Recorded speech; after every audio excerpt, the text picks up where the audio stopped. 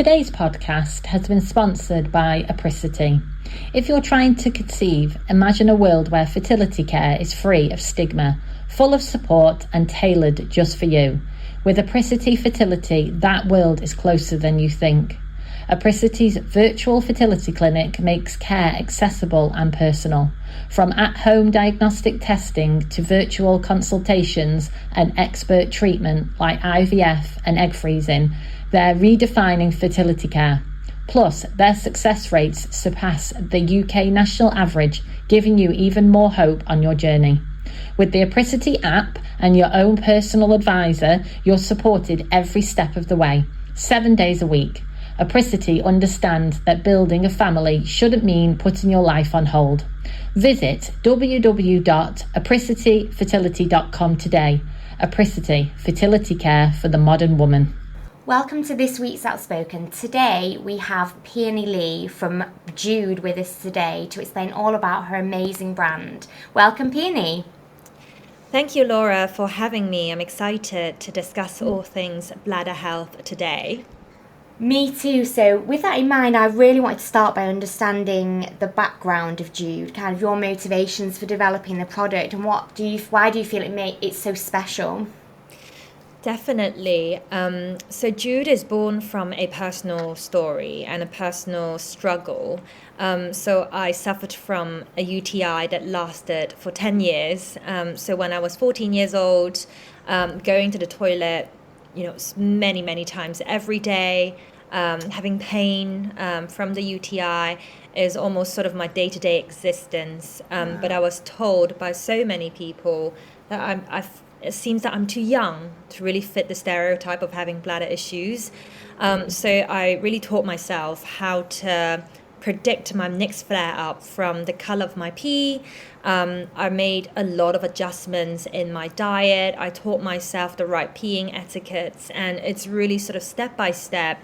I got myself out of this, long-lasting UTI, and finally lived a life that is free of pads, free of embarrassment. And I thought that is the education and awareness where all women should have. And looking back, I suppose, 20 years later, the variation of options, the education and awareness around bladder health, it hasn't changed at all.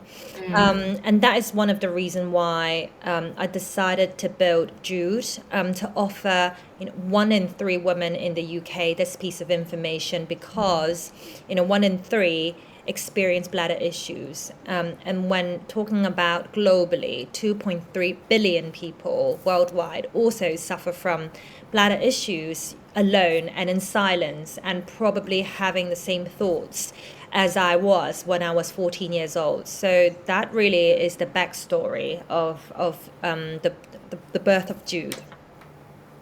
Wow, I mean, that must have been so hard for you. You mean, when you're 14, you want to fit in, don't you? Exactly. And it must have been so stigmatizing for you. It was. Times like during after classes, the first thing I have to do is not, having a chat with my friend or seeing where to go for lunch, but just rushing straight to the loo. And you do miss out. You do miss out a lot. And you didn't want to tell your friends about what you're going through. And so there's always a secret part of my life that was very important to me, but I really kept it away from a lot of people. And, the more that I talked to, the women in our community, they felt exactly the same, that they're living a bit of a secret life that they wouldn't want to tell their husbands or their friends or their families. So it is an extremely important topic that I'm really passionate about. Do you think that's a contributing factor for why bladder care is so poor, or do you think there are other reasons for that? I think there's so many factors that comes to play. I think number one, it is definitely the embarrassment. And in our sort of modern polite society, let's say, it's difficult to talk about pee. It's very hard to talk about pee without the sort of humor behind it, or without a sort of, jokes and laugh behind it. And when it's something that is a little bit more personal and serious about your relationship with peeing, suddenly nobody wants to talk about it. I No. think number two, there's also another culprit, and the normalization of using pads. And I think pads is a great short-term solution. But what I found, women in our community, and I'm sure a lot of women, perhaps listening to this podcast, have used that as a long-term solution to manage and to cope, not knowing actually there are a lot of treatments out there, and there are actually simple steps that you can make to make yourself feel better. So the normalization of these coping mechanism has really prolonged and prevented this taboo to be broken. Absolutely. I think we see that a lot. A lot of the topics that the main topics we're trying to talk about on Femme are about not just sort of accepting the situation, but also that the many times there's simple steps you can take, but those simple steps aren't accessible to people. They don't know what they are, and there's kind of that minefield of information of how do you find that out? How do you know what to do next? And there's that education piece, because you would go to a GP and in a lot of cases they would be saying to you, maybe you need to wear pads.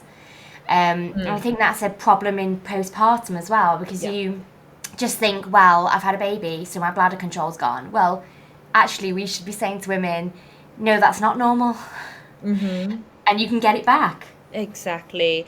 I think the conversation in NCT classes, let's say, is, okay, that could be what could happen to you after childbirth. So setting up some expectations, but actually a big portion of women recover from it because of the active choices that they have made postpartum to make themselves feel better.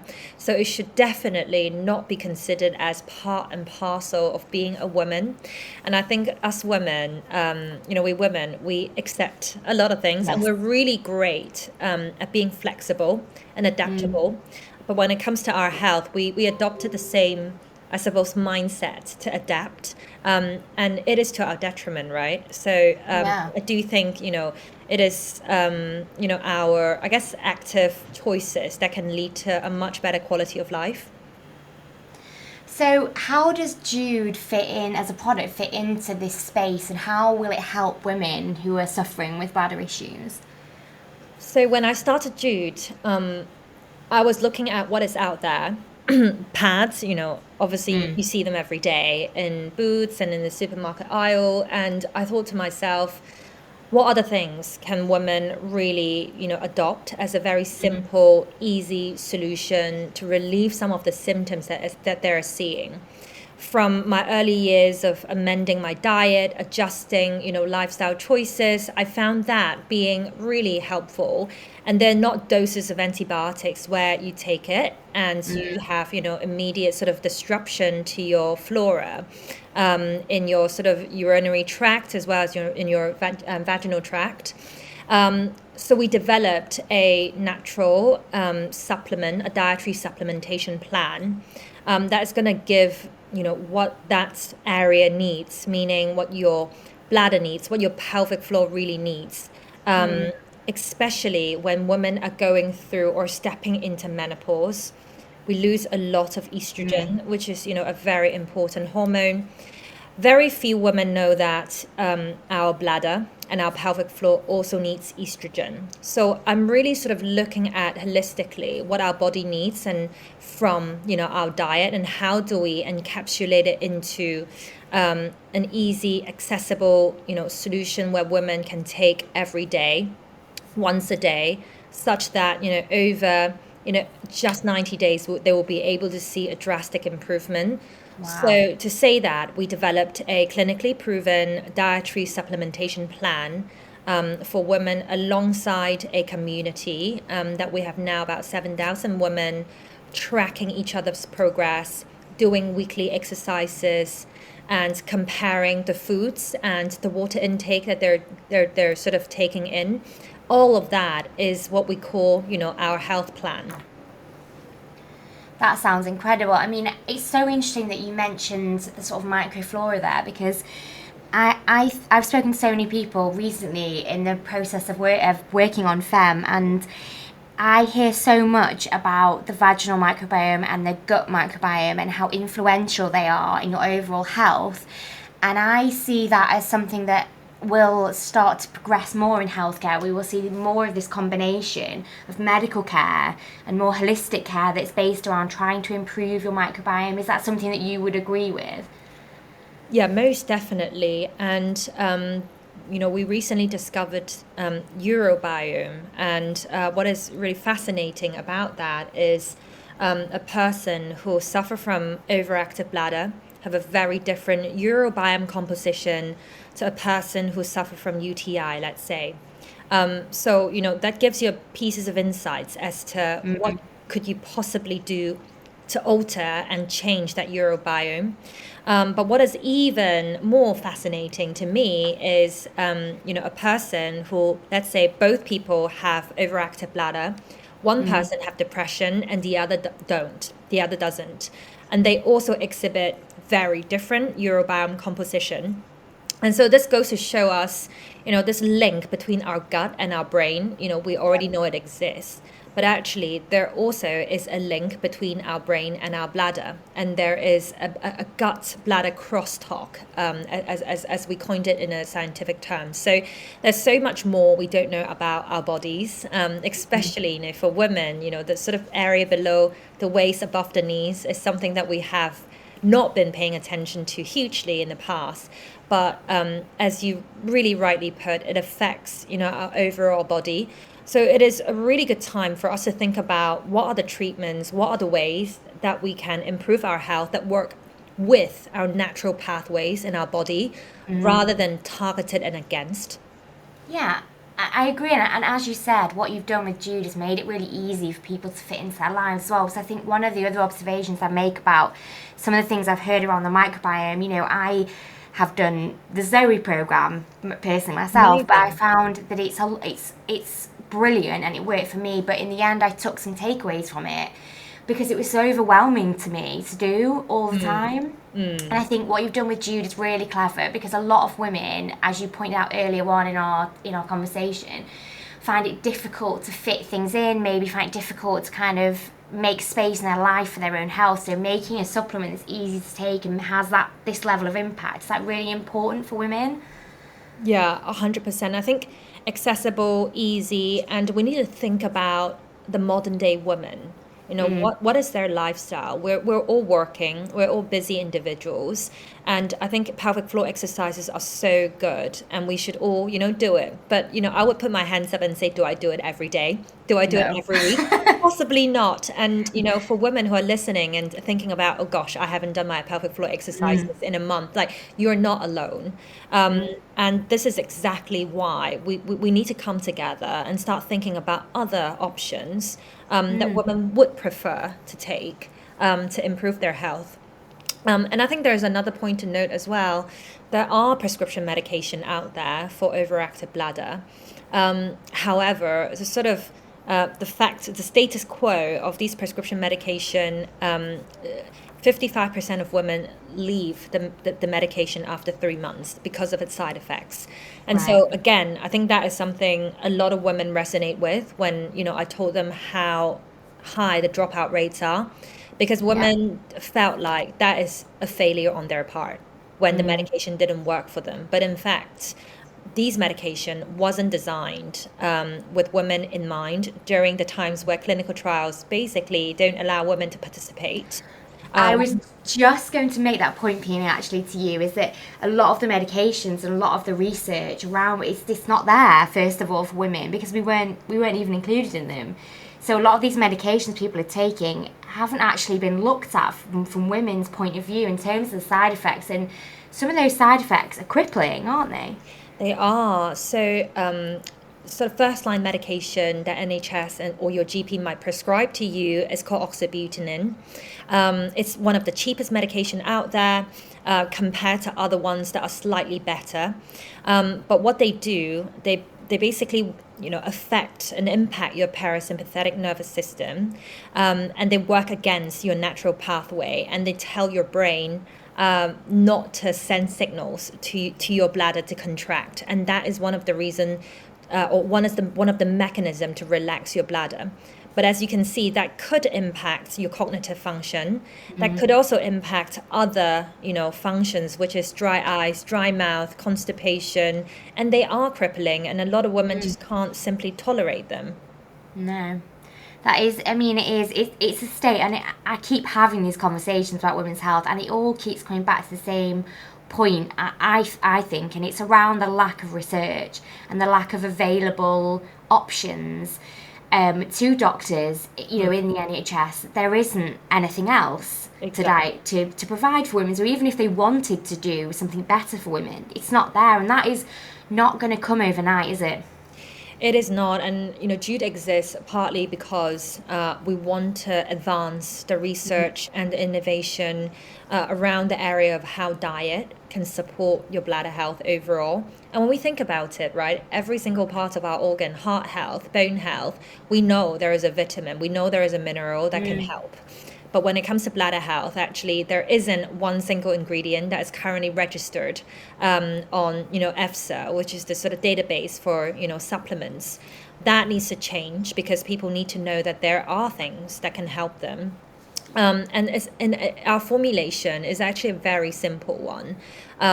It is pumpkin seed extracts. And soy isoflavones. And soy isoflavones give, women that plant-based estrogen that they might lack when they're stepping into menopause. Pumpkin seed extracts give people that sort of prebiotics, but also full of zinc, full of magnesium, to help them as building blocks to create testosterone, but also to help them build up that muscle bulk and control. So it really is as simple as that have the clinical, and then that is double-blind placebo RCT, right? The clinical trial that we have. As simple as that, the formula gives women, 66% relief when it comes to reduction in leaks. 70% reduction in waking up at night and going to the loo, and also reduce pads usages by another 60% as well. And think about just that statistics on its own and see the impact of what we eat every day and how it impacts our overall health. Yeah, I mean, it's just these simple things, but it's just knowing about them, isn't it? And having a way of taking them that's accessible.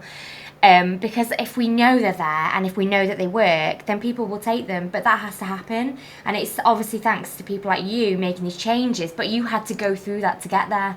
And I just feel like that's such a shame personally for you, but at least you've been able to turn it into something positive for the women as well.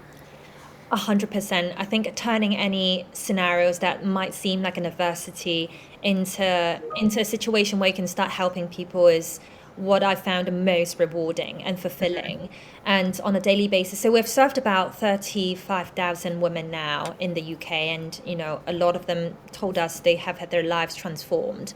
And what we're doing as a next step at Jude is start to collect real world evidence data.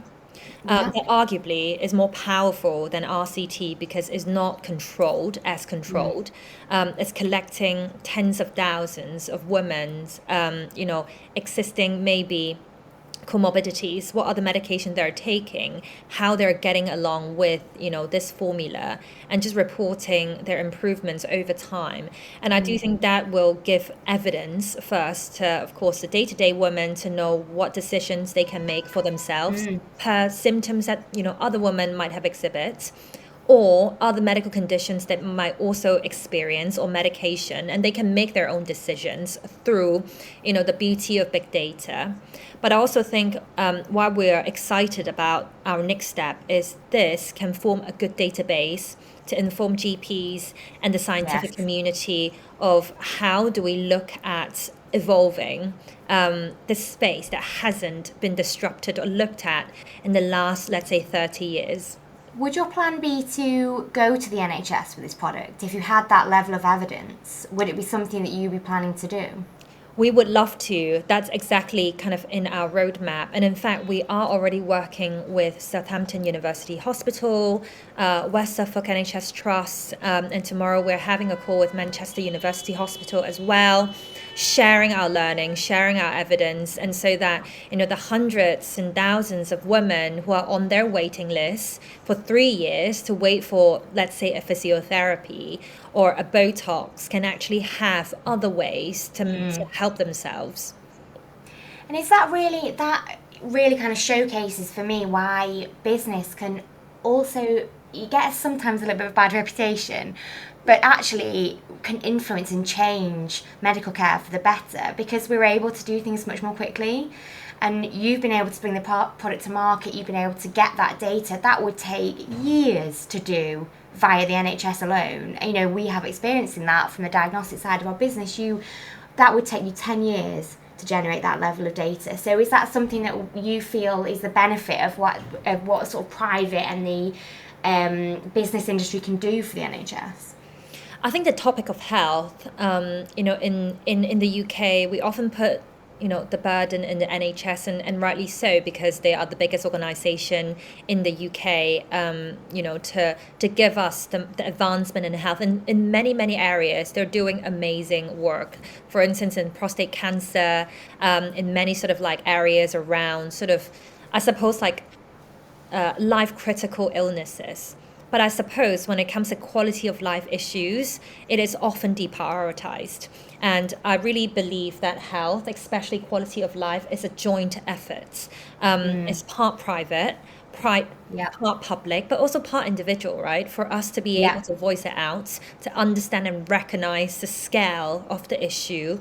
And for individuals like myself that have a personal struggle, to take on that responsibility to say, okay, I see an issue, I can understand what millions of women have been feeling, and let me do something about it. And hopefully we can jointly work with the public sector to make this into the mainstream. Yeah, that's your point there about the personal responsibility is really important as well. Something that I really believe in is that it's really important that the healthcare system works for women, but at the same time, I do think there's a level of individual responsibility that you can make those kind of simple changes like nutrition in your diet that can help you to improve by yourself without having to go to the doctors to get that. And I think that's all about education. And I think I would go back to saying that one of the big things we talk about at femme is the education you get at school. And I'm not expecting them to do, whole pieces about this, but I think it's about what do you accept as normal and what can you influence and what can you change as an individual and take some responsibility for. And I think that's really important for schools to cover that, and for you to understand that as a grown-up, you do have an influence on your overall health. All these little changes you can make can keep you healthier as well.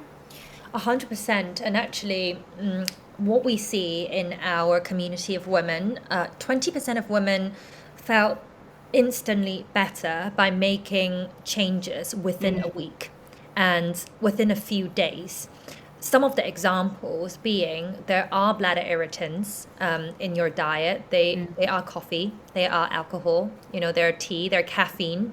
They could also be citrus fruits that could, irritate your bladder lining, and cutting down, experimenting which one, impacts, I guess, your urgency.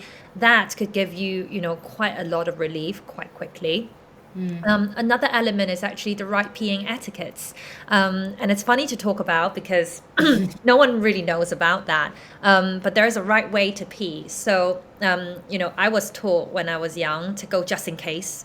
Or, when I'm outside, to hover over the toilet seat. So, it's more hygienic. But actually those two things do impact your bladder health, and they strain your bladder muscles, and it trains your brain, and trains your bladder to go with it without it being completely full, with just in case wheeze. Right.